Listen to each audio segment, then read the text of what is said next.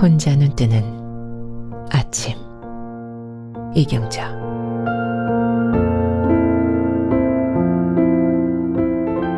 여덟 번째 이야기. 가을.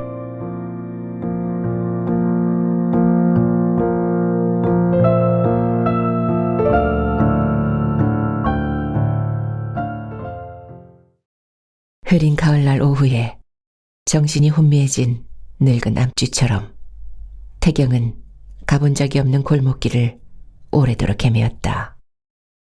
골목길 담벼락 사이의 작은 모퉁이엔 바람 부는 대로 흩날리던 나뭇잎이며 종이 조각, 비닐 따위들이 마침내 쉴 수 있게 된 듯 모여 있었다. 허물처럼 군데군데 칠이 벗겨진 다세대 주택의 벽 아래쪽에선 아직도 시멘트가 삭아서 운모같이 슬며슬며 떨어져 내렸다.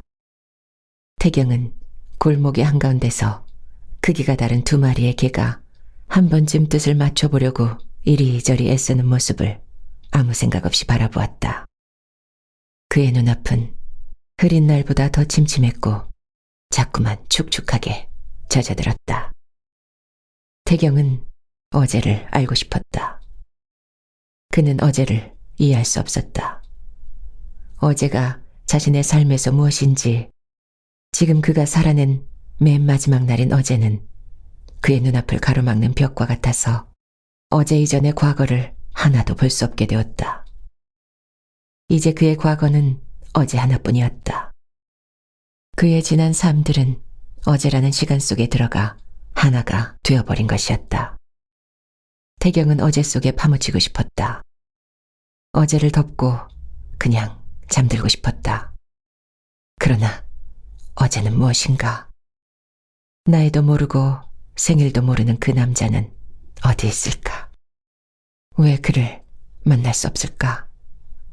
태경의 가슴은 의문과 기쁨 그리고 절망이 서로 부대끼는 힘 때문에 폭발할 것 같았다. 하지만 고개를 숙이고 천천히 걷고 있는 허름한 옷차림의 중년 여자에게선 그가 지금 앓고 있는 열정도 절망도 겉으로는 보이지가 않았다. 그저 한 여자가 걷고 있을 뿐이었다. 어떻게 그가 자기 집까지 갔을까? 아무것도 보지 못한 채, 어느 소리도 듣지 못한 채 그저 습관의 다리가 그를 그곳으로 이끌었던 것이다. 이야, 김서방이 왔다. 태경이 배를 눌렀을 때 문을 열어준 전씨가 긴장한 얼굴에 숨죽인 목소리로 말했다. 태경은 꼼짝도 않은 채 눈을 크게 떴다. 이건 너무 엉뚱한 세계였다. 얼음과 불처럼 아주 달라서 태경은 마음을 가눌 수가 없었다. 그래도 전씨는 태경에게 여전히 작고 환한 소리로 말했다. 아비가 왔어. 벌써 반 시간도 더 됐는데 넌 어딜 갔었니? 소리도 없이 어디 갔는지 알아야 뭐라고 말하지. 참, 너도 한두 살 어린애도 아니고. 태경은 뭐라고 할 말이 없었다. 남편이 왔다니. 남편이 왔구나. 하지만 태경의 비탄에 젖었던 감정이 일상으로 되돌아오는 데는 많은 시간이 걸리지 않았다. 당신 왔어요? 남편을 보자마자 태경이 태연하게 말했다. 두어 달씩 떨어져 지내다 하루 이틀 함께 지내오는 부부에게 남편의 20여일 해외 출장은 어쩌면 일상일는지도 몰랐다. 내일이 어머니 제살걸? 찬수는 아내를 바라보며 이렇게 말했다. 여보, 어머님 제사는 일요일이에요. 태경이 말했다. 여태 가슴 졸이던 전씨는 딸이 신을 벗고 들어서며 사위에게 스스럼 없는 목소리로 말을 하자 비로소 마음이 놓여 사위와 딸을 번갈아 바라보았다. 당신은 한번 나가면 집에 연락을 할 줄 몰라요? 태경이 언제부터 이런 생각을 하고 있었는지 술술 말했다. 연락할 게 뭐 있어? 당신이 다 잘하고 있는데. 찬수는 베란다의 화분들을 바라보며 대꾸했다. 전씨는 사위가 화분에 관심을 가져주는 게 기뻐서 얼른 그의 곁으로 갔다. 저기 보게나, 내가 뿌리를 내려서 기른 거라네. 전씨는 꽃을 피운 손바닥 선인장을 가리키며 자랑했다. 국화도 금방 꽃피겠는데요. 찬수가 말했다. 그렇지. 내가 이른 봄에 사다가 모양을 잡았는데 꽃이 어떨는지 모르겠네. 전씨가 말했다. 태경은 어머니와 남편의 뒷모습을 바라보고 안방 가운데 덩그마니 놓여있는 남편의 여행 가방도 바라보았다. 온종일 태경을 사로잡아서 그의 정신을 몽환 같은 상태로 몰아넣었던 어제의 기억은 다 어디로 갔을까? 지금은 그저 외국 출장에서 돌아온 남편을 맞은 아내가 있을 뿐이었다. 그 남편의 갑작스런 귀가가 단지 자신의 어머니 제사 때문이라는 걸 알았을 때 태경은 몽환에서 순식간에 깨어났던 것이다. 남편은 주술을 푸는 마법사 같았다. 태경은 남편의 밤색 가방을 열었다. 남자의 속옷내가 물씬 풍겼다. 그는 속옷 뭉치를 꺼내들고 나왔다. 전씨와 찬수는 아직도 꽃이며 분재에 대해 얘기하고 있었다. 태경은 냉장고에서 반찬거리를 살폈다. 야채 몇 가지를 꺼내놓고 냉동실을 열었다. 돌덩이 같은 도미를 꺼냈다. 이때 벨이 촐랑거리며 거푸 울리더니 문이 열렸다. 엄마, 문도 안 걸고. 소영이가 소리 지르며 들어왔다. 문단속을 거푸 이르는 어른들이 정작 문을 걸지 않고 있어서 아이가 이때다 싶게 책을 잡았던 것이다. 아빠 왔어? 아이가 검정구두를 보더니 다시 소리 질렀다. 아빠 왔다. 소영이냐? 전씨와 찬수가 한꺼번에 말했다. 찬수는 들어서는 딸과 순식간에 한 덩어리가 되었다. 아빠, 내 초콜릿 사왔지? 아빠의 품에서 빠져나오며 소영이가 물었다. 사오고 말고 누구 명령이신데? 찬수가 기쁨에 젖은 목소리로 말했다. 그들은 방에 들어가 초콜릿을 들고 함께 나왔다. 이때 전화벨이 울렸다. 태경은 첫 번째 울린 전화벨 소리는 듣지 못했다. 도미를 해동시키느라 전자레인지가 윙 소리를 내며 돌아가고 있었기 때문이다. 그러나 두 번째 벨이 울렸을 때 태경은 갑자기 그 자리에 붙박였다. 소영아, 전화 받아. 싫어, 아빠가 받아. 태경은 아버지와 딸의 말소리를 들었다. 그러면서 그는 로봇처럼 움직여 거실 쪽으로 갔다. 그때 벌써 소영이가 수화기를 들고 여보세요 하고 있었다. 아무것도 아니야. 태경은 자신에게 말했다. 그러나 전화벨이 울리고 소영이가 받고 있는 1분도 되지 않는 시간이 태경에게는 참기 어려운 시간이었다. 태경은 어지럼증이 느껴졌다. 벌써 전화할 리가 없어. 그런데 왜 가슴은 이리 조여들고 또 마냥 부풀어 터질 것 같을까?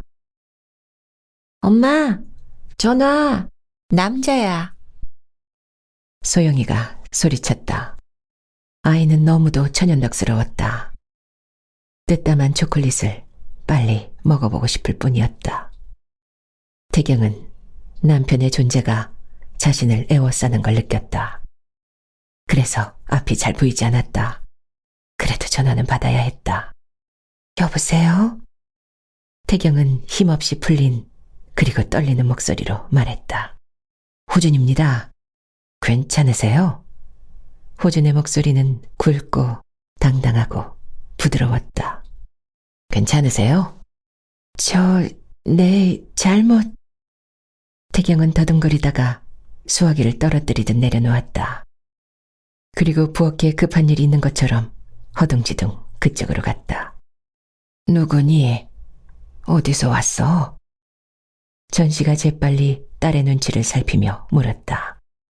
요샌 잘못 걸리는 전화가 많아요. 장난 전화들도 자주 오고. 태경은 지나치게 길게 설명했다. 하지만 조리대 앞에 섰을 때 그가 무엇을 장만하고 있었는지 아무것도 생각나지 않았다. 전화를 받기 전에 하던 그의 행동이나 생각들이 도무지 이어지지가 않는 것이었다. 해동이 끝난 도미가 전자레인지에 있다는 것도 시금치를 데쳐야 한다는 것도 떠올리지 못했다. 그의 눈은 시금치단이 담겨있는 통을 바라보는데도 그랬다. 이런 암흑 같은 상태, 어쩌면 반죽음 같은 상태는 거의 1분이나 지속되었다. 태경은 겨우 정신을 가다듬었다. 그는 놀라서 전자레인지를 열고 도미를 꺼냈다. 그런데 도미도 시금치도 다 만들기가 싫어졌다. 음식에는 아무런 정성도 들어가지 못했다. 전 씨는 넋 빠진 듯 보이는 딸을 그냥 둘 수가 없었다. 태경은 도마 위에 팔을 올려놓고 또다시 멍청이 서 있곤 했다. 가스대 위에서는 냄빗물이 뚜껑을 들썩이며 끓고 있었다. 그는 그것을 바라보면서 끓는 물에 무엇을 해야 하는지 생각나지가 않았다. 전 씨가 물 다 졸아들겠다고 하면서 뚜껑을 열어 젖힐 때야 깜빡 정신을 차렸다. 전 씨가 서둘러 시금치를 데쳐냈다. 태경은 팔을 썰었다. 이날 전 씨가 마치 조종사처럼 태경을 이끌지 않았다면 저녁상은 엉망이었을지 몰랐다. 그래도 아주 오랜만에 식구들이 한자리에 모여 앉아 저녁밥을 먹었다. 근우는 어서 빨리 커서 대학생이 되면 1학년 여름방학에 유럽 여행을 떠나겠다고 말했다. 신문에서 읽었는데 어떤 여자 대학생 둘이 유럽의 몇몇 나라를 자전거로 여행했다고. 그게 부럽다는 것이었다. 찬수는 아들에게 사람은 왜 여행을 해야 하는지 말했다. 낯선 곳, 낯선 사람들 속에서의 새로운 경험과 경험의 축적이 사람을 성숙시킨다고. 그리고 높이 나는 새가 많은 걸 볼 수 있다고. 특히 사나이의 이상은 높을수록 좋다고. 태경은 저녁 식사 내내 입도 뻥끗하지 않았다. 찬수는 아이들이 이것저것 외국 풍물에 대해 질문하는 걸 대답하느라 신이 난 모습이었다. 찬수는 기분이 좋았다. 이제 여자 티가 나기 시작하는 딸은 귀엽고 사랑스러웠다. 더욱이 소영이가 아빠 같은 남자와 결혼할 거라고 말할 때면 형용키 어려운 뿌듯함에 접근했다. 근우에 대한 기대도 대단했다. 한 번도 실패했다고 생각한 적이 없는 자기 인생보다 더 잘난 삶을 살아야 한다고 그는 아들에 대해 그런 기대를 했다. 아내에게도 큰 불만이 없었다. 그가 청춘기에 한때 멋모르고 짝사랑했던 여자는 아니었지만 그는 그동안에 자신의 결혼을 후회해 본 적이 단 한 번도 없었다. 아내는 그가 바라는 아내의 역할을 탈없이 잘해내는 여자였다. 그동안 미안한 내색을 한 적은 없으나 형님 내외가 유학하고 있는 동안 병든 아버지의 간병도 훌륭히 해내주었던 것이다. 결국 아내의 그런 내조는 집안에서 찬수의 영광으로 돌아왔다. 아내에 대한 찬수의 기대나 요구는 평범하고 일상적이며 단조로운 것이었다. 살림을 잘하고 지방간에 말을 내지 않으며 투기가 없고 차분한 것. 찬수는 이런 점에 만족했다. 아내는 이런 요구에 불편을 끼친 적이 없었다. 지난 봄 여수에 내려와 깽판을 치긴 했지만 그간 상황이 그랬으므로 충분히 이해하고 넘어갔다. 식사를 마친 가족들은 계절 과일로 후식을 들며 텔레비전을 보았다. 그들의 따뜻한 휴식 시간에 태경은 설거지를 하고 걸레질을 했으며 안방에다 잠자리를 준비했다. 뉴스가 끝나자 찬수가 기지개를 켜며 고단해서 그만 자야겠다고 방으로 들어갔다. 태경은 그의 커다란 몸이 방으로 들어가는 모습을 부엌 쪽에서 바라보았다. 전 씨가 텔레비전을 끄며 아이들을 방으로 들여보냈다. 거실은 갑자기 침묵 속으로 깊이 가라앉았다. 태경은 식탁 의자에 앉아서 아득한 눈길을 바닥에 댄 채 물잔을 움켜쥐고 있었다. 넌 안 자냐? 아비 방에 들어갔잖니. 전씨는 서툰 신부를 신방으로 몰듯 중년의 딸에게 걱정되고 비밀스런 목소리로 말했다. 태경이 말없이 무거운 몸짓으로 일어섰다. 그리고 부엌불을 껐다. 문득 어둠이 싫어졌다. 그러나 이제 거실과 주방은 캄캄했다. 그는 화장실로 들어갔다. 어깨가 축 처져서 기운이 없는 모습이었다. 그는 힘없이 칫솔을 꺼내 치약을 묻혀 입에 넣고 문지르기 시작했다. 그러다가 그는 마주 보이는 거울에서 늙고 우중충한 여자를 보았다. 태경은 조건반사처럼 고개를 돌렸다. 중년 여자에게 우울이나 좌절은 더 이상 아름다움이 아니었다. 태경은 도망치듯 이빨을 닦고 헹궈내고 화장실을 나왔다. 눈앞은 어둡고 뒤는 허전했다. 그는 왼쪽에 있는 문을 열고 들어가야 했다. 그것은 습관이고 선택의 여지가 없는 것이었지만 태경은 불현듯 습관을 거역하고 싶어졌다. 습관이 불편하고 싫었다. 여보, 물 좀 가져와. 하지만 태경이 살며시 방문을 열었을 때 찬수가 거침없는 목소리로 말했다. 태경은 발을 들여놓다 말고 다시 돌아서서 물을 가져갔다. 찬수는 입만 죽이는 듯 하더니 그냥 서 있는 아내에게 도로 내밀었다. 태경은 그것을 한켠에 놓았다. 자자고, 불 꺼. 찬수가 말했다. 태경은 옷을 갈아입고 그가 시키는 대로 했다. 찬수가 옆에 누운 아내의 몸을 쓱 손으로 더듬어 왔다. 태경은 남편의 손에서 섬뜩한 이물감을 느꼈다. 너무도 낯선 느낌이어서 태경의 몸이 굳는 것 같았다. 그러나 찬수에겐 아내의 새로운 감각이 느껴지지 않았다. 그는 동침을 한 지 오래된 아내를 기쁘게 해줘야 했다. 그는 그런 남편의 임무에도 충실한 남자라는데 스스로 만족하는 형이었다. 잠들기 전에 가능하면 즐겁고 버겁지 않게 임무를 수행하고 싶었다. 아내는 색을 밝히지 않는 여자이므로 언제나처럼 수동적이었다. 그는 아내의 이런 현숙함을 사랑하는지 몰랐다. 그는 아내의 잠옷을 벗기고 속옷도 벗겼다. 적당히 애무도 해주었다. 젖가슴과 아랫배. 아내는 주검같이 누워있건만 찬수는 그런 아내의 상태에 주의를 기울이지 않았다. 이윽고 그는 순서를 지키는 모범생처럼 자신의 발기한 성기를 아내의 질 속으로 넣었다. 아내를 기쁘게 해야 한다. 아내에게 쓸데없는 불만이 생기지 않도록.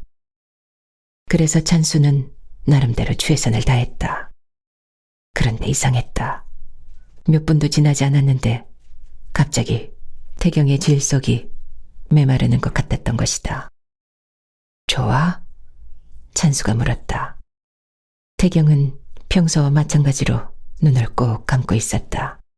당신 너무 피곤할 텐데 난 괜찮아요. 태경이 괴로운 목소리로 말했다.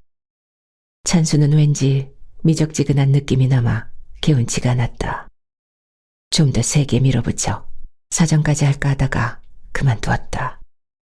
정액을 무턱대고 빼는 건 무능력한 남자라는 게 그의 평소 생각이었다.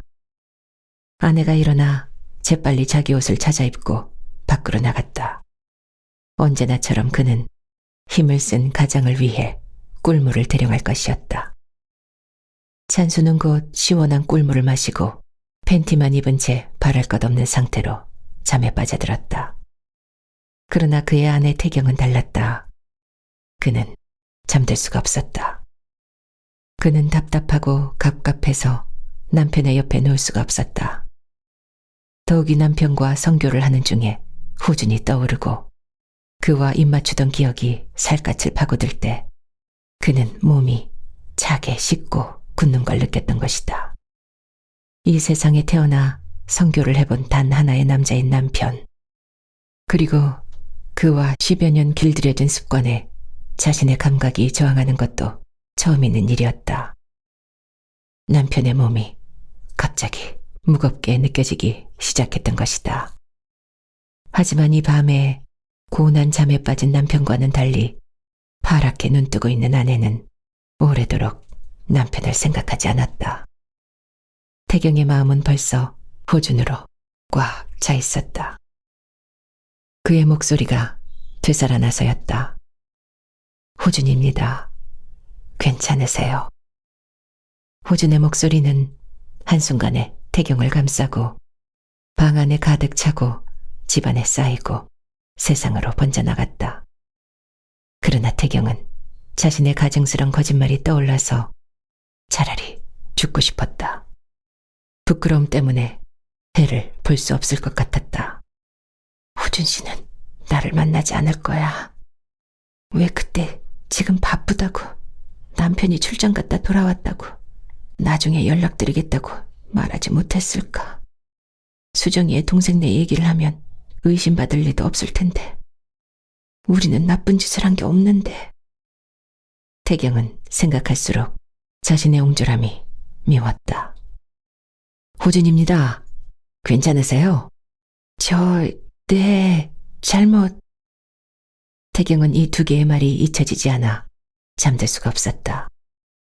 밝고 당당하며 부드럽던 목소리, 그리고 자기가 저라고 말할 때 이미 교감되던 반가움. 그러나 비열하게 거짓말을 하고 수화기를 내려놓은 자신의 태도. 태경은 어두운 주방의 식탁 의자에 앉아 오래도록 이 한 가지 상념에 사로잡혀 있었다. 이제 모든 것, 생전 처음 느껴본 간절한 그리움의 세계와도 이별인가? 다시 그를 만날 수 있을까? 졸렬하고 자신 없는 나를 보여놓고 무슨 낯으로 그를 만날 것인가? 먼저 전화를 해볼까? 그가 받지 않는다면 찾아가 볼까? 문턱에서 기다려볼까? 현관 앞에 긴 의자가 있었지. 거기 앉아 있을까? 편지를 쓸까? 잘못했다고, 너무 부끄럽다고, 남편이 있었다고, 이해해달라고. 그럼 그가 용서하고 나를 다시 받아들여줄까? 태경은 너무도 괴로웠다. 지난 봄부터 여름까지, 그리고 가을날의 엊그제까지 그가 보낸 예기치 않았던 나날들의 여러 가지 경험들이 떠올랐다. 하나같이 기쁜 일들이었다. 비행기에서 마주친 밝고 편한 얼굴, 불쾌하지 않은 친절, 새싹과 아지랑이의 발견, 비와 새벽, 그리고 자신의 비밀스런 교감들, 사람의 말을 알아들을 수 없는 생명들에게 털어놓은 사랑의 고백, 가을날들, 송추와 장흥의 길들, 두렵지 않은 입맞춤. 이 모든 것들은 기쁨뿐일까? 왜 기쁨만 떠오르는 것일까? 정말 그 사람을 잃는 것인가? 하느님, 제발 알려주세요. 저는 이제 그 사람을 잃게 되었나요? 결국 이렇게 되고 마는 건가요? 제가 느낀 기쁨과 행복, 사랑은 죄악인가요? 그때 전화를 그렇게 받은 건 잘못인가요? 그가 용서를 빌면 다시 저를 받아줄까요? 하느님이 그렇게 되도록 도와주실 수 있나요? 저는 도대체 사랑을 할 자격이 없는 여자인가요? 사랑하면 안 되나요? 제발 저를, 제 목숨을 부탁드립니다. 태경의 얼굴은 그 사이 한정없이 흘러내린 눈물로 질퍽했다. 그는 전혀 알지도 못하는 하느님에게 필사적으로 매달린 것이었다. 문 밖의 수은등 빛은 거실의 커튼 주름에 그림자를 만들었다. 태경은 아무 생각 없이 그것을 바라보다가 벌떡 일어났다. 그는 거실과 식탁에 불을 켰다. 볼펜과 종이를 찾아 식탁에 앉았다. 식탁 위에 갓 씌운 백열전 등은 마치 태양처럼 흰 종이를 내려다보고 있었다. 태경은 태양이 내리쬐는 백지 위에다 이렇게 썼다. 사랑하는 당신께. 거침없는 이 한마디를 쓰고 났을 때 태경은 자신의 가슴뼈가 녹아내리는 걸 감득했다. 당신은 나에게 너무도 큰 기쁨을 주었습니다. 봄이면 잠들었던 나무까지 생명이 돌고 싹이 나는 걸 깨닫게 해준 당신에게 나라는 존재는 얼마나 하찮은지, 당신에 대한 부끄러움 때문에 나는 밝은 대낮의 삶을 살 수 없을 것 같습니다. 그러나 한 번만 용서해 주실 수 있어요? 나의 가혹한 처지를 이해할 수 있을지요? 당신을 잃는다는 게 왜 이렇게 두려운지, 당신을 잃고 어떻게 살아갈 수 있을지, 어쩌면 이런 내 감정들이 욕심은 아닐는지. 호준 씨, 당신은 왜 나를 보았지요? 왜 그럭저럭 살면서 그것이 사는 거라고 믿고 있던 나를 뒤흔들어 놓았지요? 왜 내게 다른 인생도 있다는 걸 알게 했나요? 태경은 순식간에 여기까지 썼다. 숨이 차올라 더 이상 쓸 수가 없었다. 그런데 이상했다. 그는 지금 오랜 옛날에 자기가 돌아온 것 같은 기이한 느낌을 느끼는 것이었다. 테스를 밤새워 읽고 새벽녘에 주인공의 인생이 가여워 마구 울던 때가 떠올랐다. 마음에 드는 시도 수도 없이 쓰고 외우고 벽에 붙여놓고 밤을 지새던 시절의 자신이 되살아나는 게 느껴졌다. 결코 돌이켜지지 않는 시간. 죽음이나 다름없던 과거였다. 하지만 추억은 신비스럽게 현재에 되살아나 마치 밤빛처럼 시간을 적셨다. 태경은 먼 곳, 살아낼 수 없는 시간을 추억만으로 씹으며 턱을 꿰고 앉아 있었다. 식탁 위에 갓쓴 태양이 그를 따뜻하게 감싸주었다. 얼마 동안 그렇게 안식 같은 시간을 살던 태경이 태양빛에 하얗게 드러나 있는 종이와 검은 글자들을 문득 발견했다. 사랑하는 당신께로 시작되는 글을 그는 다시 읽었다. 자기가 조금 전에 쓴 편지것만 가슴이 뭉클하고 눈시울이 뜨거워졌다. 사랑이야. 태경은 속으로 자신에게 말했다. 이젠 적어도 자기 자신과는 결론이 난 이야기 같았다. 이건 사랑이라고. 더 이상 얘기할 것이 없다고. 태경은 편지를 접었다. 왠지 한 가지 일을 끝낸 뒤처럼 후련한 느낌이 들었다. 그는 편지를 가슴에 넣었다. 네 겹으로 접힌 종이가 이물감 없이 그의 가슴에서 뛰기 시작했다. 태경은 편지가 녹아 자신의 살이 되기를, 그것이 가능하기를 빌어보았다. 이때 안방문이 열리며 찬수가 나왔다. 그는 불빛에 눈이 부셔서 있는 대로 찡그렸다. 태경은 인기척 때문에 그쪽으로 고개를 돌렸다. 저 남자. 태경은 낯선 남자를 바라보았다. 순간적으로 스친 느낌이었다.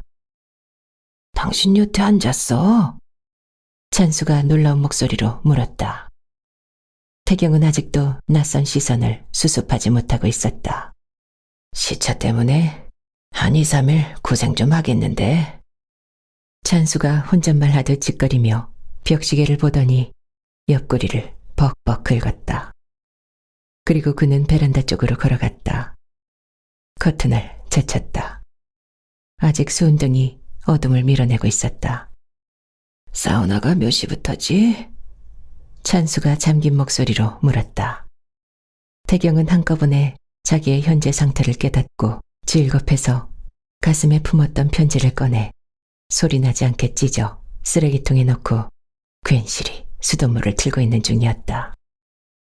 태경은 수돗물을 껐다. 찬수가 식탁 쪽으로 다가오고 있었다. 당신 뭐라고 했어요? 태경이 얼버무리는 고갯짓으로 남편을 바라보며 물었다.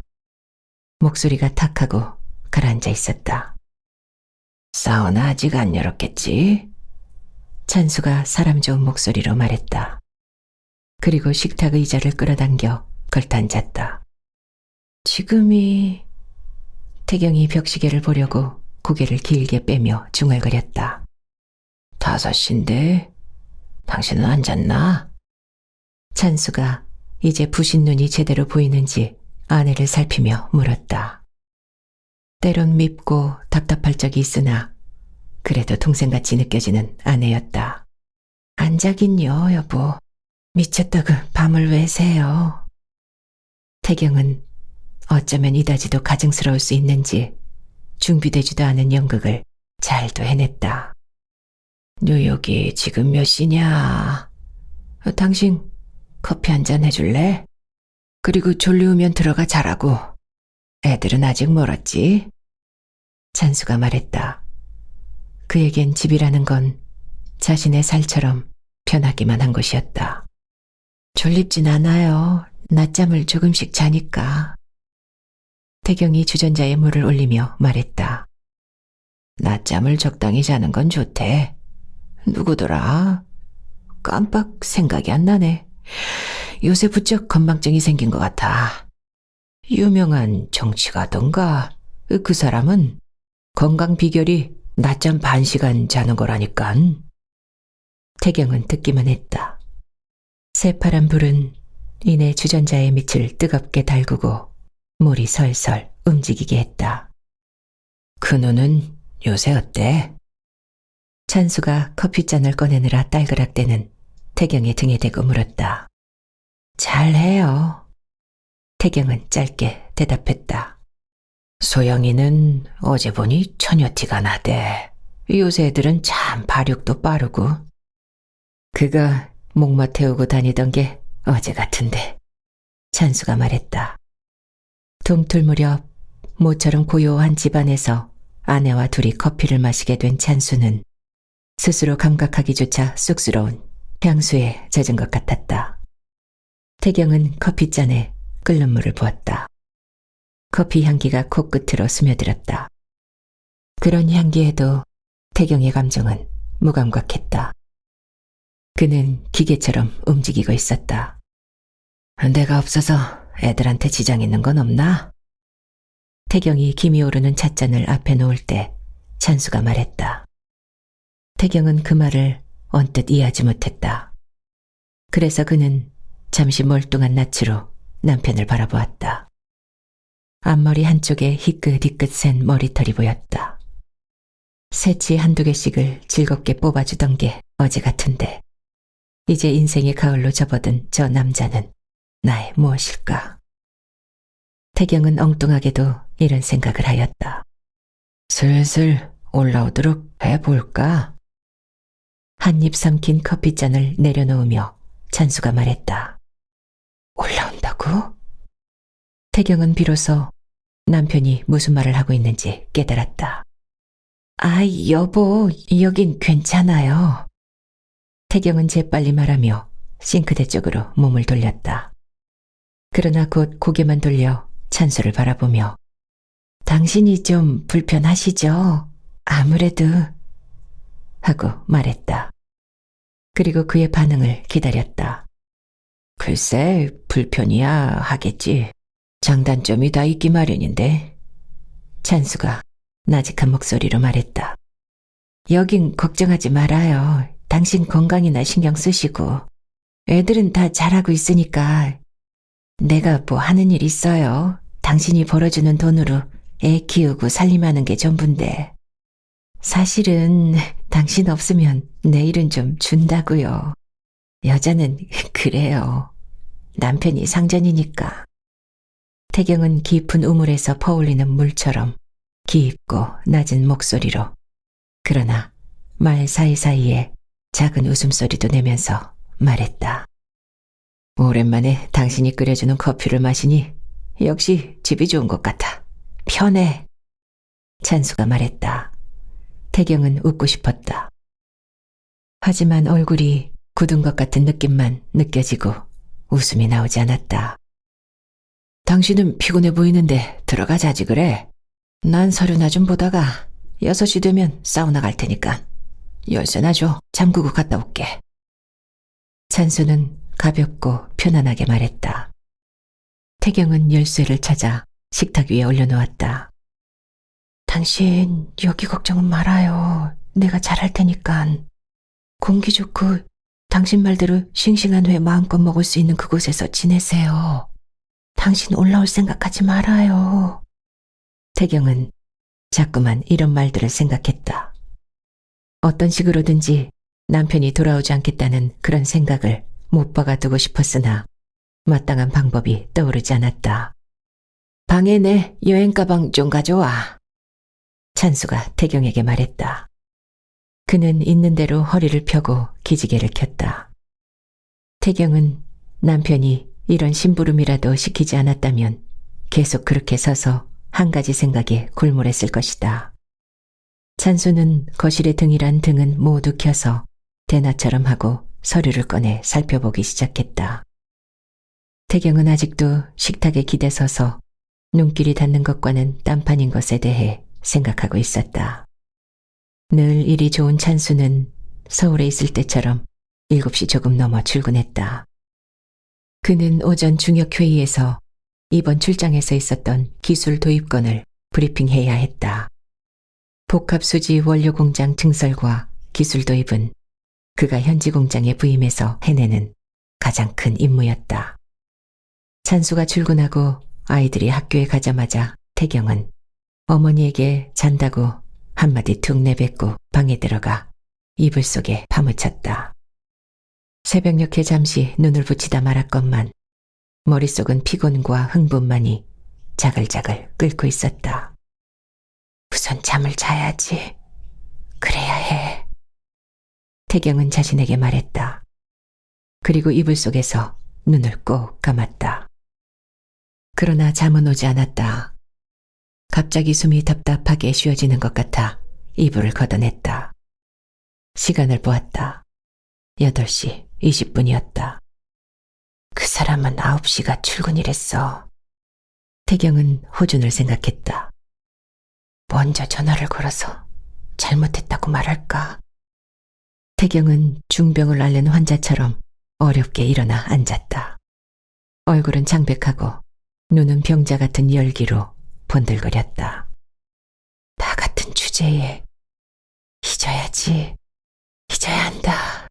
그까짓 거 어쩌다가 영화 한번 같이 보고 야외에 나가 입 한번 정신없이 맞춰본 거. 그게 뭐가 대단해. 그 남자가 연락하지 않으면 나는 그냥 쓰다 버린 물건처럼 내버려지는 신세인데. 그래도 남편은 아무것도 모르고 나를 믿는 거야.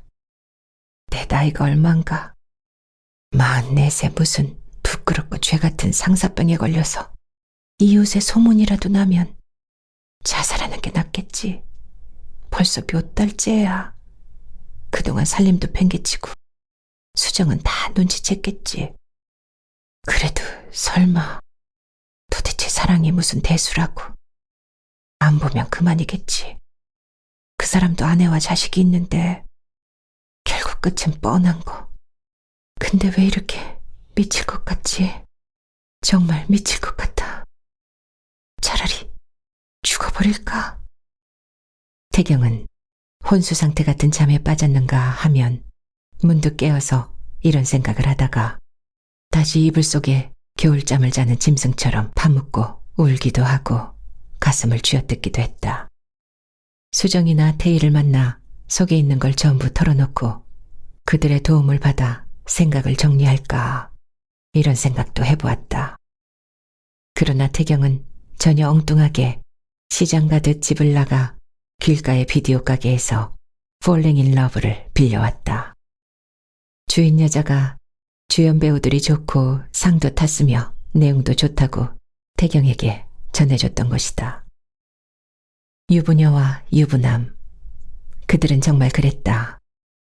다만 비행기가 아니라 기차에서 만나는 게 태경과 달랐다. 전 결혼했어요. 남편이 있어요. 여자가 남자에게 말할 때 태경은 자기 생각이 나서 웃었다. 그러나 웃음은 잠깐이었다. 영화는 태경을 가슴 저리게 만들었다. 태경은 울면서 영화를 보았다. 그는 이제껏 영화 속에 자기 자신이 이렇듯 녹아드는 걸 경험한 적이 없었다. 영화는 태경의 한계가 무엇인지를 가르쳐 주었다. 어쩌면 사랑은 하나의 사람이 태어나듯 그렇게 불가사의하게 태어나는 것인지 모른다고 태경은 생각하기 시작했다. 영화가 그런 생각을 하게 했다. 사랑은 아무리 피하려 해도 피해지지 않고 탐욕 때문에 훔치려 해도 훔쳐지지 않으며 빼앗아지지도 않는다. 그래서 사랑은 운명이라고 태경은 생각했다. 헤어질 것 같던 여자와 남자가 다시 만나고 그들의 자연 같은 포옹으로 영화가 끝났을 때 의외의 태경의 마음은 개운했다. 더 이상 가슴도 쓰라리지 않았다. 그런데 태경이 여태 그저 상식적으로 알고 있던 낱말 운명이라는 말이 어떤 경건한 느낌으로 태경에게 각인되었다. 그는 이런 느낌의 운명이라는 존재를 느끼게 된 것이 스스로 대견스러웠다. 그리고 그는 운명의 느낌에 자신의 부질없는 감정들을 의지하고 싶어졌다. 어쩌면 운명이 자기를 이끌어줄 것 같았던 것이다. 그는 비디오를 빼서 껍질에 있는 사랑에 빠진 중년 여자와 남자의 얼굴을 들여다보았다. 태경은 그들이 부러웠다. 태경은 한동안 꼼짝도 않고 앉아 있었다. 그러다가 그는 아무 생각도 하지 말자고 자신과 약속하면서 장을 보기 위해 집을 나섰다. 저녁엔 남편이 돌아올 것이었다. 반갑지도 않은 사람. 그렇지만 자신은 그런 사람의 아내였다. 장을 볼 때 태경은 거의 말을 하지 않았다. 입 안에 부스럼이라도 난 사람같이 그랬다. 손짓으로 이것저것 가리켜서 사고 인사하는 낯익은 얼굴들에게도 그저 멍청한 눈길을 스치고 그만이었다.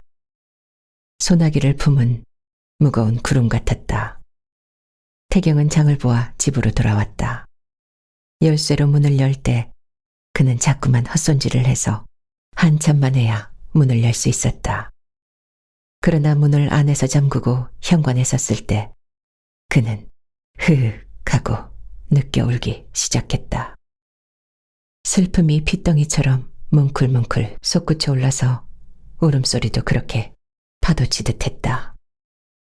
태경은 울면서 반찬거리와 과일이 든 자루들을 부엌으로 옮겼다. 정신을 차려야 해. 태경은 이런 목소리를 들었다. 그래, 정신을 차리자.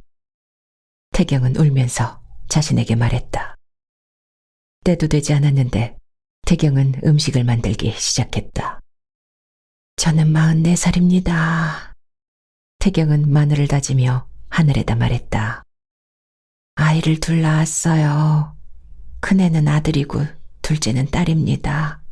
남편도 있습니다. 우리는 중매로 결혼했습니다. 남편은 저보다 5살이 위입니다. 그동안 행복이 뭔지 모르고 열심히 살았습니다. 불행도 몰랐습니다. 아이들 돌보고 집안 살림을 알뜰하게 했어요. 주부가 되어 살림을 소홀히 하고 돌아다니기 좋아하는 여자는 천박하게 보았습니다. 태경은 끓는 물에 느타리 버섯을 넣어 한번 뒤집어 건졌다. 그동안 부끄러운 걸 모르고 살았습니다. 태경은 다시 땅에다 말하기 시작했다. 사람을 사랑하는 게 무엇인지도 몰랐어요. 남편과 아이들에 대한 저의 자연스러운 감정이나 태도, 그리고 내 친정 식구들에 대한 그런 것이 사랑이라면 그럴 겁니다. 때때로 동서가 밉고 싫지만 그것 때문에 고통에 빠지지는 않았습니다. 남편한테도 큰 불만은 없었어요. 여자 문제가 있었지만 그런 건 바람이라고 해서. 태경은 푹쿵에 미끌거리는 속껍질을 물속에서 비벼 깠다. 그런데 요새 왜 자꾸만 내가 보이기 시작하지요? 이건 무슨 증세인지요? 이렇게 슬프고 가련한 저의 모습이 저 자신에게 보이고 느껴집니다. 저는 혼자인 것 같습니다. 사실은 누가 몹시 그립습니다. 눈만 뜨면 그 사람이 나타납니다. 앉으나 서나 머릿속에서 그 사람이 떠나지를 않습니다. 이런 건 처음 겪는 경험입니다. 전에는 이런 적이 없었습니다. 학교 다닐 때 막연히 어떤 남학생이 괜찮다고 생각되거나 좋아질 것 같던 적은 있었어요. 하지만 이렇게 온통 한 사람 생각으로 머리가 꽉 차다니, 이런 일이 있다니. 그런데도 그를 만날 수 없고 만나기가 두렵고 고통은 살을 말리는 것 같습니다. 그리움을 없애는 약이 있다면 저는 병이 든 걸까요? 이게 정말 병인가요? 태경은 살아서 버둥거리는 개의 등을 힘주어 벌렸다. 다음엔 토막을 쳐서 냄비에 담았다. 찬수는 알든 게찌개를 좋아했다. 남편이 거의 보름 만에 돌아왔는데 그다지 반갑지가 않았습니다. 남편은 저의 이런 마음을 들여다보지 못했어요. 아무런 기쁨이 없습니다. 이제 저는 어떡하지요?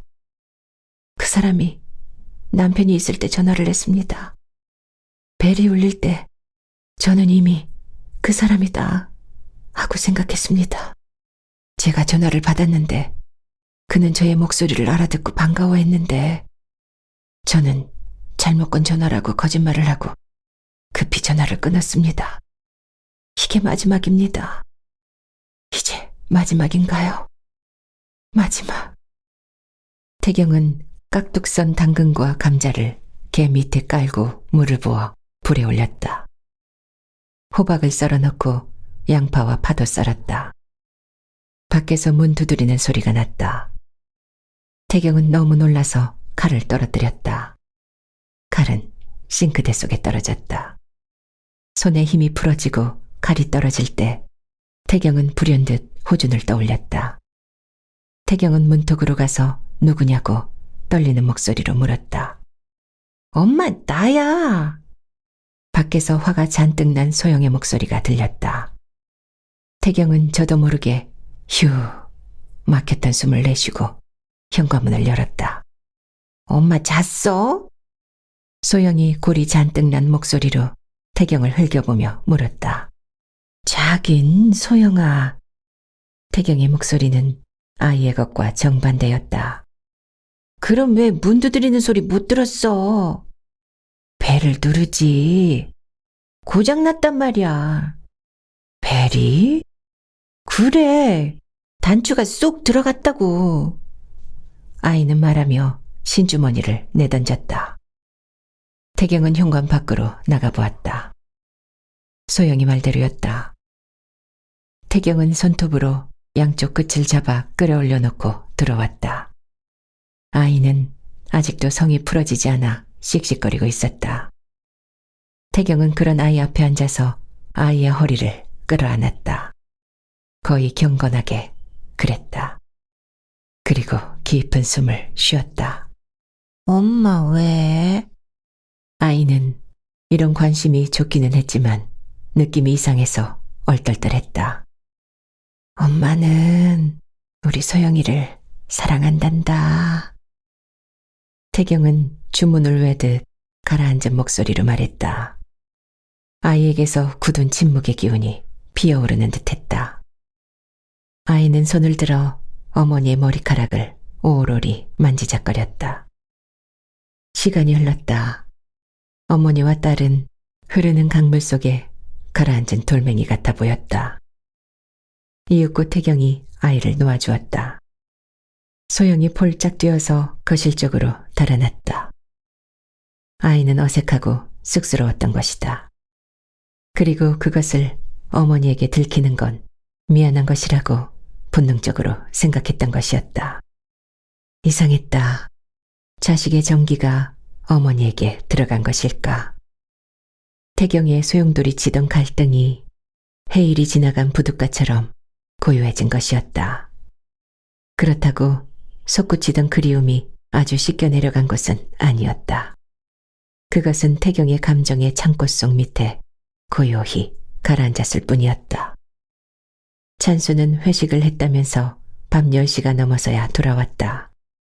그래서 태경은 습관처럼 장만한 갯찌개며 버섯볶음, 대합찜을 남편에게 맛보이지 못했다. 그래도 섭섭하지가 않았다. 섭섭함하고는 성질이 다른 남편과 자기의 사이에 먼 틈이 생기고 있는 그런 느낌을 확인했을 뿐이었다. 찬수는 요란하게 물소리를 내며 씻었다. 집에 오면 그는 자기 마음대로 할 수 있어 좋았다.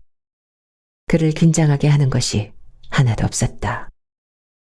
이미 그가 잠든 뒤 아내가 장작처럼 자신의 옆에 누운 거야. 어찌할랴.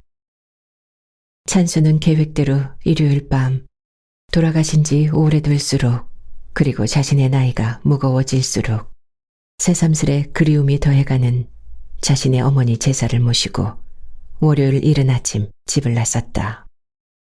태경은 아침 기운이 새벽에 방명을 삼키는 때에 현관 밖까지 나가 남편을 배웅했다. 시간 나면 한번 다녀가라고. 당신도 회 좋아하잖아.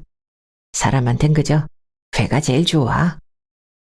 찬수는 편안함이 한결같아 다른 생각이 들지 않는 질 좋은 대물림 장롱 같다고 생각하는 아내에게 듬직한 웃음을 웃는 얼굴로 이렇게 말했다. 아내는 보이지 않게 입술을 달싹거리다가 말았다. 그리고 이들 부부는 등을 보이고 헤어졌다. 태경은 현관 안으로 들어서며 숨을 크게 내쉬었다. 힘든 일을 마쳤을 때 혹은 어려운 손님을 떠나보내고 났을 때 흔히 사람들은 이런 한숨을 쉬곤 했다. 집안은 아직 고요했다. 태경은 백열전등 아래 벌거숭이처럼 드러나 보이는 식탁을 바라보았다. 늘 그랬기 때문에 오늘도 그렇게 한 수삼 쉐이크. 태경은 우유에 수삼과 사과를 넣어 갈아서 공복에 집을 떠나는 남편의 위장을 간수해 오곤 했는데 스스로 개발한 이 음료수를 수삼 쉐이크라고 불렀다. 그 찌꺼기가 붙어있는 빈 유리잔을 바라보면서 태경은 왜 문득 다른 남자를 떠올리게 되는지, 그리고 누구에게라도 어서 빨리 이제 남편이 갔다고 말하고 싶은지. 그러나 태경은 자꾸만 몸 밖으로 터져나오려는 이런 기분을 자신의 살과 뼛속으로 밀어넣었다. 그는 의자에 붙박힌 듯 앉아서 한 손가락으로 식탁부의 꽃무늬를 따라 그렸다. 그러나 잡을 길 없는 그의 마음은 제풀의 어떤 하나를 생각하고 그 생각이 그의 손가락으로 내려가 글자를 만들기 시작했다. 그가 방금 그린 흔적 없는 꽃무늬 자리에다 태경은 이렇게 썼다. 사랑. 사랑하는 당신. 내 사랑. 호준. 정호준. 그의 손가락 위로 그리고 의자에 붙박인 그의 몸 주위로 무게없는 시간이 안식처럼 가라앉았다. 태경은 눈을 감았다. 가슴도 신맛을 느끼는 걸까? 그의 가슴이 쉬어서 그 시디신 느낌이 사라지도록 기다렸다. 그리고 그가 눈을 떴을 때 그는 쓸쓸하게 그지없는 식탁과 싱크대와 냉장고, 가스레인지, 찬장 따위를 보아야 했다. 희뿌연 안개에 잠긴 저 공간, 자신의 손길이 만들어 놓은 생활이 이끼처럼 혹은 습관처럼 배어있는 저 부엌이 왜 지금 비현실로 다가오는 것일까? 마치 잘못 떨어진 물감처럼 짙은 이질감으로 자기 존재가 느껴지는 까닭은 무엇일까? 정호준. 태경은 이 이름을 목청껏 소리쳐 불러보고 싶었다. 목이 터지도록. 그래서 그 외침 속에 자신의 온갖 느낌이 녹아버리도록. 하지만 태경의 이런 형체 없는 감정들은 오래갈 수 없었다. 그누의 방에서 자명종이 기절하듯 울어대었던 것이다. 어머니와 주부로서의 하루 일은 언제나 저 자명종의 울음으로 시작되었다. 오전 9시 반. 태경은 집에 혼자 남았다. 집안은 고요하고 주위도 그랬다. 가을볕이 거실 바닥에 세목골에 융단으로 깔리고 미처 바닥을 차지하지 못한 볕은 벽에 붙어서 교합을 시작했다. 태경은 열린 유리문짝에 등을 대고 섰다.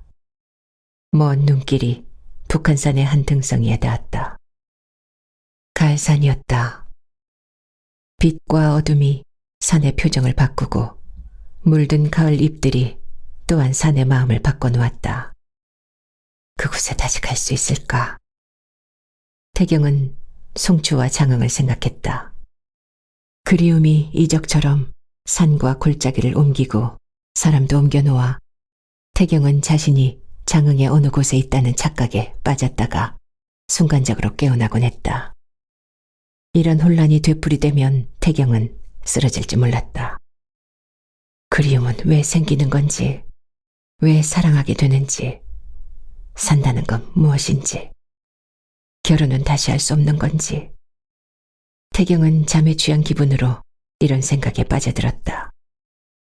그러나 이런 의문들보다 태경을 더욱 못 견디게 하는 것은 억눌려지지 않은 이미 자신의 의지 밖으로 벗어난 욕구였다. 한 남자가 보고 싶은 것, 그를 만나고 싶은 것, 그와 말하고 싶은 것, 그와 살을 만지고 싶은 것이었다. 태경은 편지를 쓰기로 했다. 그는 편지를 썼다. 말할 수 없이 부끄럽습니다. 거짓말을 할 수밖에 없었어요.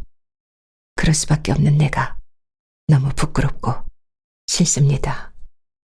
태경은 이렇게 썼다.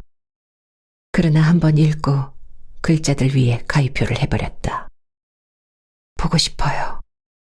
그는 가위표가 된 종이 여백에 이런 글을 흘렸었다. 여러 번 같은 글을 썼다. 이미 망쳐진 편지였다. 그는 자해하듯 나는 당신을 사랑하고 있습니다. 라고 아무렇게나 갈겼었다. 그리고 쓰라린 마음으로 그 망친 편지지를 구겨서 갈기갈기 찢었다. 전화를 할까? 어차피 만약에 이런 식으로 헤어진다면 오해는 남기지 않는 게 옳지 않을까? 내가 초라한 여자라는 걸 솔직히 말해야지. 그래서 그가 불쾌해한다면 나는 그가 그런 선택을 하는 사람이라는 걸 알아야 하니까. 태경은 비장하게 수화기를 들고 이미 잘 기억된 번호를 눌렀다. 어쩌면 이게 마지막일 거라고, 마지막이어도 어쩔 수 없다고. 모욕을 한다면 차라리 그게 자신의 약일지도 모른다고. 잠시 깊은 꿈을 꾸었노라고. 그렇게 자신을 속이자고. 그러나 호준의 반가운 목소리가 들려왔을 때 태경의 이런 모질고 비장한 장치들은 거품보다 허술하게 쓰러져 버렸다. 그날 미안했어요. 얼마나 죄송하든지. 호준이 먼저 이렇게 말했던 것이다. 태경은 울 것만 같았다. 아니요, 아니요. 태경은 아이처럼 떼쓰듯 젖은 목소리로 말했다. 아직 난 어른이 되자면 멀었나 봐요. 아직도 나만 생각하는 버릇이 있으니. 아니요, 아니에요. 그렇지 않아요. 아무 일 없었습니까? 아무 일도. 다행입니다. 걱정이 되는데 차마 전화를 할 수가 있어야죠. 정말 다행입니다. 태경의 귀에는 이렇게 말하는 호준의 목소리가 부드럽고 촉촉하며 따뜻하게 느껴졌다. 그의 눈엔 눈물이 그렁거리고 속눈썹은 이미 젖어 있었다.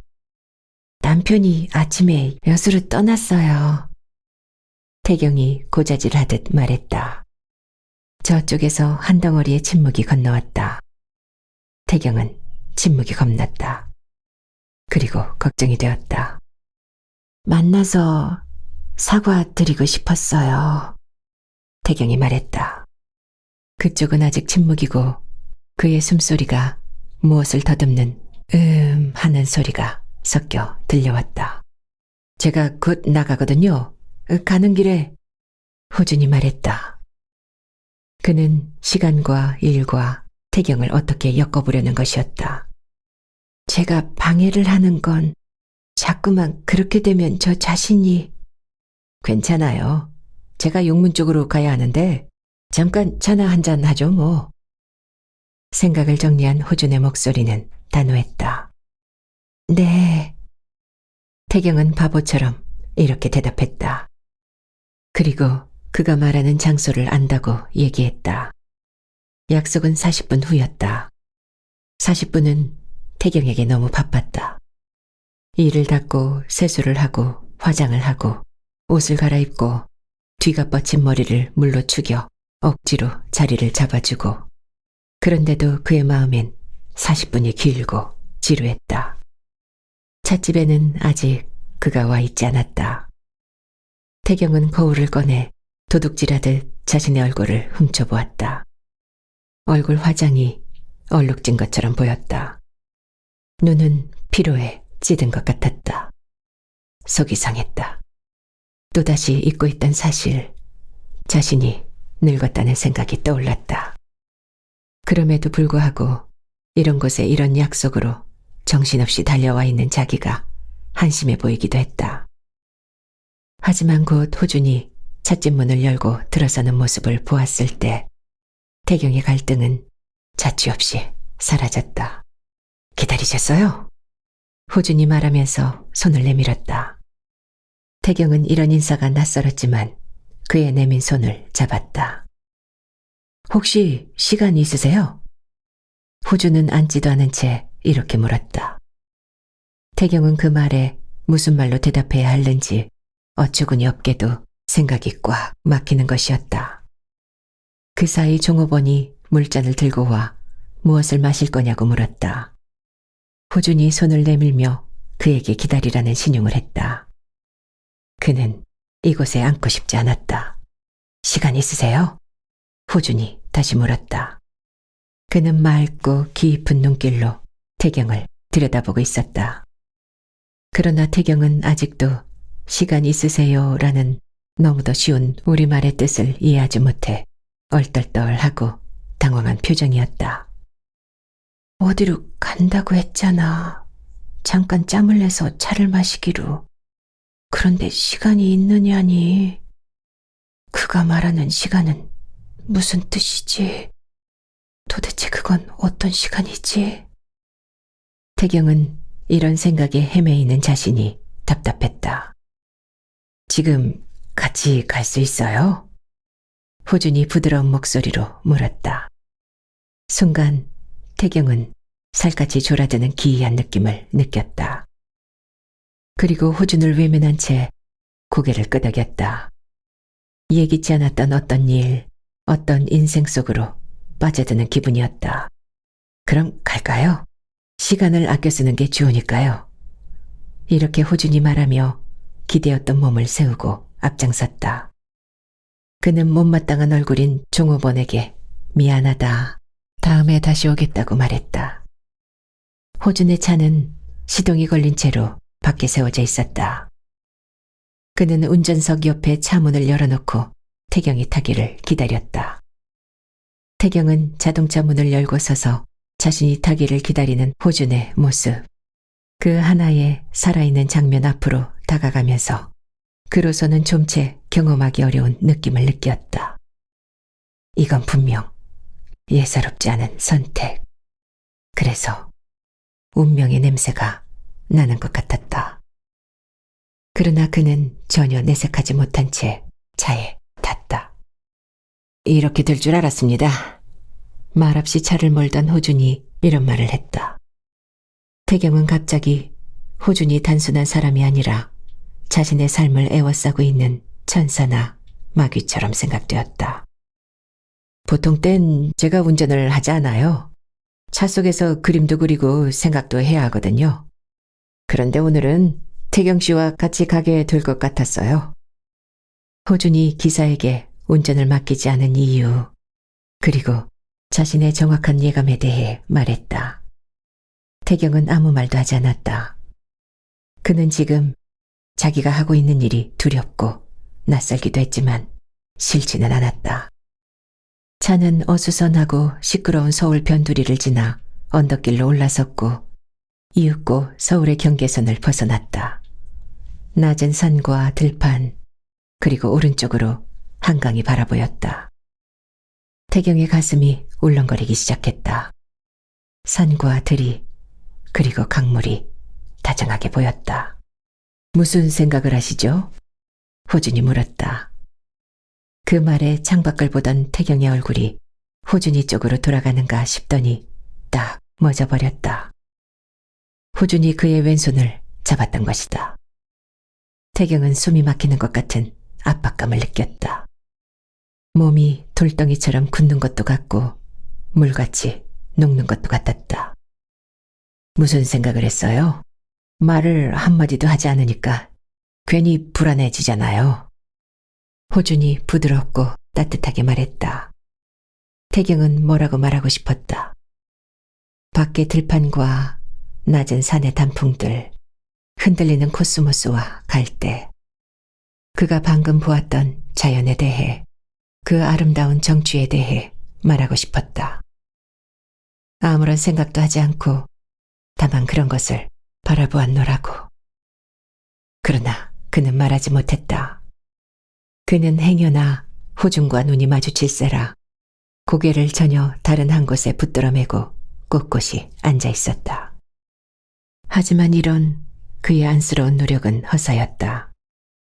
호준은 자기가 잡고 있는 태경의 손을 통해 마치 진맥을 하는 한의사처럼 태경의 피가 끓고 있는 것을 알아채고 있었던 것이다. 햇볕처럼 태경의 피는 자글자글 끓고 덜어는 불똥처럼 호준의 살에 튀어오르기도 했던 것이다. 태경이 갑자기 찬물에 들어간 듯 급하게 느끼며 숨을 몰아쉬었다. 지금 편해요? 불편하지 않아요? 호준이 물었다. 태경은 아랫입술을 깨물었다. 그는 순간적으로 자신의 몸이 허물어져 호준에게로 녹아들어가는 환상에 빠져들었다. 정신이 아득해졌다. 태경은 호준에게 잡혀있던 손을 고통스럽게 끌어당겨 자신의 무릎에 올려놓았다. 차 안은 고요하고 두 사람은 고요 속에 잠들었다. 한동안 그랬다. 오늘은 왜 음악을 듣지 않으세요? 태경이 잠겼으되 흥분이 감춰지지 않은 목소리로 물었다. 아, 그랬나요? 전 그런 건 생각도 못하고 있었는데. 호준이 놀랍다는 목소리로 말했다. 듣고 싶으세요? 그가 다시 태경의 얼굴을 돌아보며 물었다. 아니요, 전 음악을 잘 몰라요. 그냥 늘 그랬으니까 차만 타면 음악부터. 태경이 말했다. 호준이 낮은 소리로 웃었다. 태경은 그가 웃는 까닭을 몰라 공연히 얼굴을 붉혔다. 자기가 무슨 실수라도 했는지 챙기기부터 했다. 사실이 그래요. 차만 타면 테이프를 끼우는 게 습관인데 당신이 내 오랜 습관조차 무력하게 만들었습니다. 바로 당신이.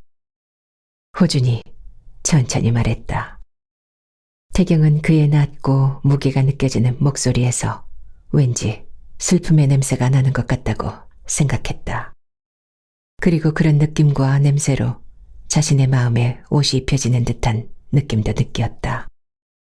그러나 옷이 무슨 옷인지 왜 입어야 하는지도 모르는 아이처럼 태경은 호준이 한 말의 뜻을 전혀 이해하지 못했다. 그것을 이해하기도 전에 태경에겐 타인의 말을 옷처럼 입는 기이한 작용이 일어났으므로.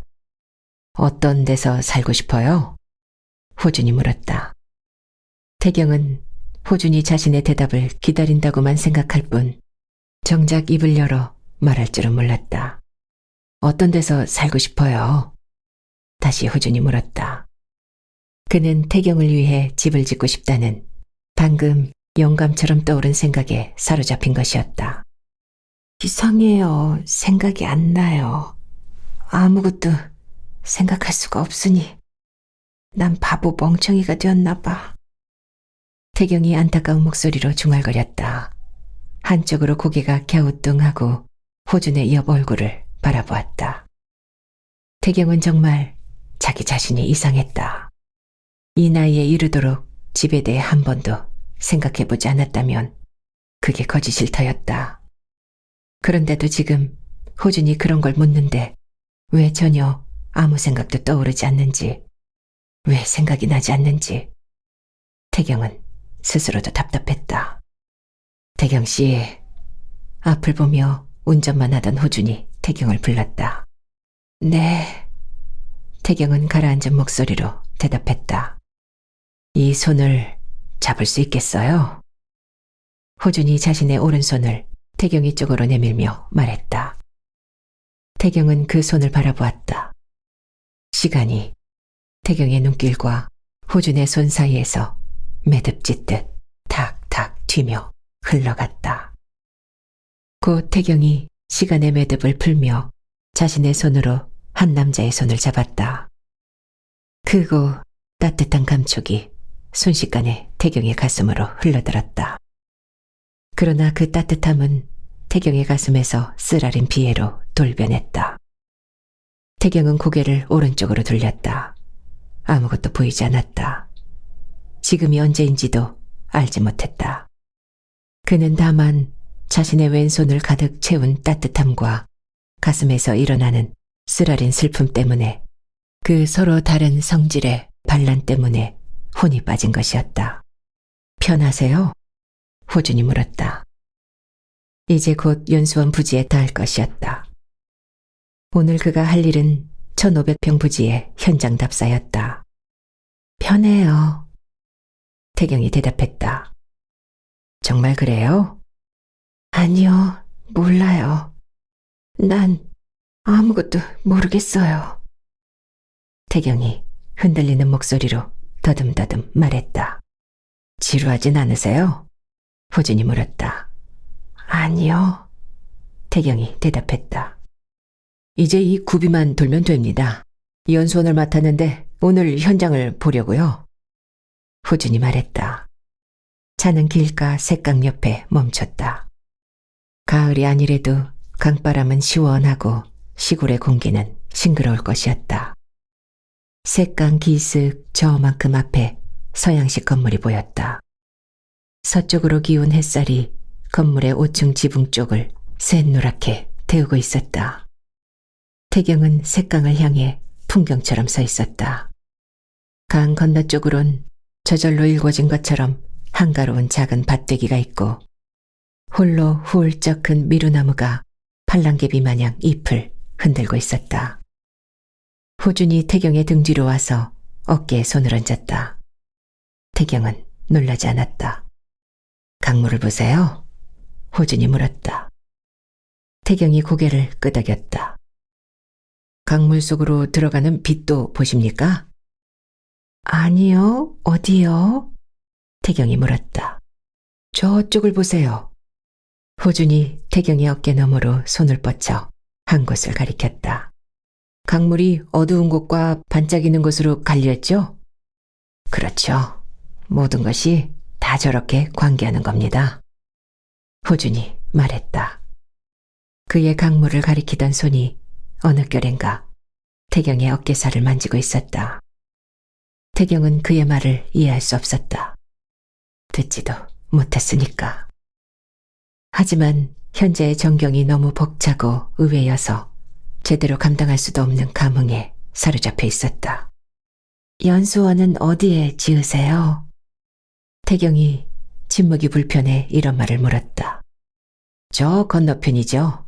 강에 다리를 놓을 겁니다. 다리는 이쪽과 저쪽을 이어줍니다. 우리 사이엔 보이지 않는 다리가 놓여 있습니다. 그걸 알고 계세요? 호준이 말했다. 태경은 숨이 막히는 걸 느꼈다. 졸리울 때 같은 몽롱함도 느껴졌다. 저 부드러운 산봉우리를 보세요. 부드러운 만큼 강한 건 없는 것 같아요. 태경 씨한테서 얻은 생각입니다. 호준이 말했다. 태경은 뭔지 모르지만 고개를 젓고 싶었다. 나는 저 산의 부드러움을 살려낼 작정입니다. 호준이 말했다. 어디에다가요? 태경이 물었다. 최종적으론 결국 사람이죠. 연수원에 드는 사람들의 심성에 그걸 살려내려는 겁니다. 호준이 말했다. 태경은 호준이 말하는 동안 자갈과 풀, 그리고 나무에 부딪는 바람의 소리를 들었다. 커피를 한잔 할까요? 호준이 물었다. 일을 다 해야죠. 끝났습니다. 강과 터와 산을 보았지 않습니까? 하늘도 보고 새소리도 들었으니까요. 머리와 가슴에다 영감을 실었습니다. 당신 때문에 사물이 더 명확하게 보였고요. 그들은 다시 차에 탔다. 차 안은 고요하고 아무도 입을 열지 않았다. 태경이 차 유리를 내렸다. 자동차의 속도에 반항하는 바람들이 거칠게 들이쳤다. 태경의 머리칼과 블라우스의 깃이 함부로 날렸다. 태경은 아무것도 생각할 수 없었다. 꿈이라고밖에는 생각할 수 없는 상태에 빠져든 것이었다. 차는 이내 강가에 외따로 서 있는 서양풍의 호텔 주차장에 닿았다. 여기는 어딜까? 태경은 정신없이 자동차 밖으로 나와서서 몽환 같은 상태로 이런 생각을 했다.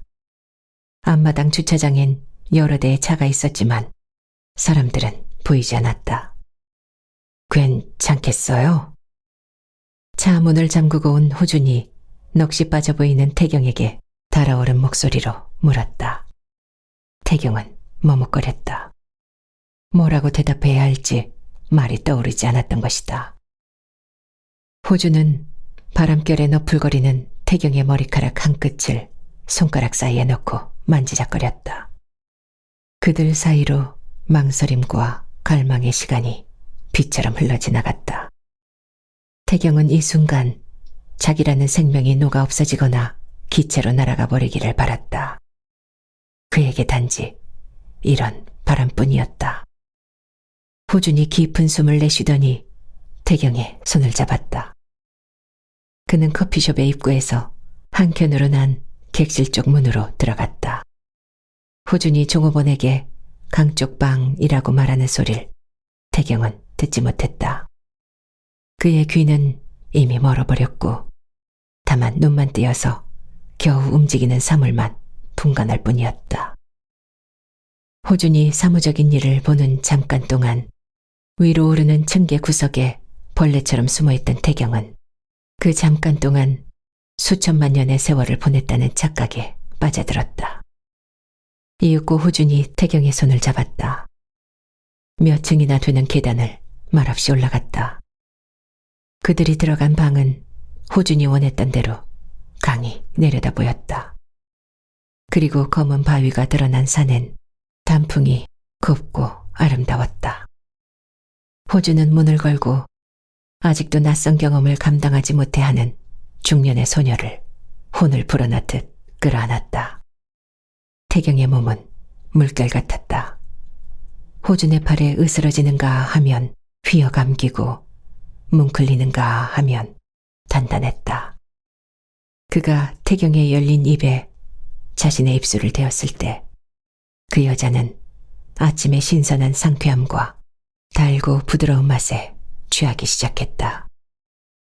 그래서 호준이 선 채로 자신의 옷을 벗기는 것도 느끼지 못했다. 이건 안 된다. 태경은 아득한 곳에서 이렇게 말하는 자신의 목소리를 들었다. 아, 제발. 그리고 그는 속으로 애원했다. 하지만 그의 이런 말과 애원보다 먼저 그의 몸이 흠뻑 젖은 채 열려 있었다. 열린 그의 몸속으로 뜨겁고 부드러운 하나의 생명이 들어오기 시작했다. 태경은 눈을 감은 채 자신의 속살을 가득 채우는 충만함에 서서히 일상의 그물을 풀어버렸다. 일상의 그물. 그것은 너무도 하찮고 구질구질하고 거짓투성이었다. 자신을 지배하고 있던 그런 허위들의 거친 껍질이 이렇게 아무런 저항도 못하고 벗겨져 나가더니 태경의 몸이 울기 시작했다. 그의 생명이 따라 울었다. 슬프지 않은 울음, 이렇게 편안한 슬픔. 이토록 가벼운 타인의 육신이 또 어디 있을까? 두 사람은 서로의 맨살에 존중의 낙인을 찍었다.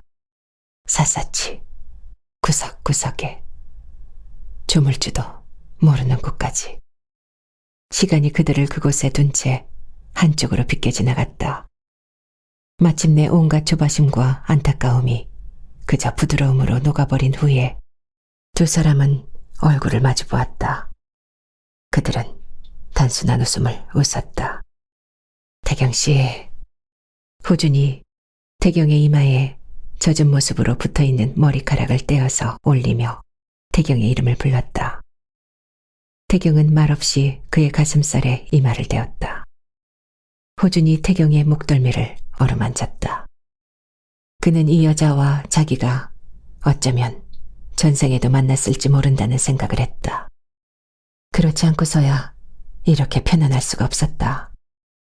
그는 이런 생각에 잠겨서 그리고 모든 욕망으로부터 해방된 고운 심성에 놓인 채 태경의 어깨와 팔 그리고 가슴과 허리를 차례로 어루만지기 시작했다. 그래서 그는 지금 태경이 소리 없이 울고 있다는 걸 알지 못했다.